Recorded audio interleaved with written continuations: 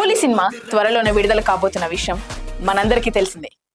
అయితే ఆ సినిమా ప్రమోషన్ల కోసం ఒక ఇంటర్వ్యూలో పాల్గొన్న కూలీ మూవీ డైరెక్టర్ లోకేష్ కనగరాజ్ మాట్లాడుతూ రజనీకాంత్ కంటే కూడా నాగార్జున విషయంలోనే అది కష్టమైంది అంటూ తెలియజేశాడు. ఇంతకీ ఏంటా విషయం అని అనుకుంటున్నారా? ఏం లేదండి, కూలీ సినిమాలో రజనీకాంత్ హీరోగా కనిపించనుండగా నాగార్జున విలన్ పాత్రలో కనిపించనున్నాడు అన్న విషయం మనలో చాలా మందికి తెలిసే ఉంటుంది. అయితే ఆ విషయం గురించి లోకేష్ కనగరాజ్ మాట్లాడుతూ అందరూ ఈ సినిమాలో నటించడానికి రజనీకాంత్ ని ఎలా ఒప్పించావని అడుగుతున్నారు. ఇక్కడ రజనీకాంత్ ని ఒప్పించడం సులువే కాగా నాగార్జునని ఒప్పించడమే కష్టం అనిపించింది. ఎందుకంటే నాగార్జున గారు మొదటిసారి విలన్ గా చేయడం. నేను అడిగితే ఈ సినిమాలో విలన్ గా చేస్తాడా లేదా అనిపించింది.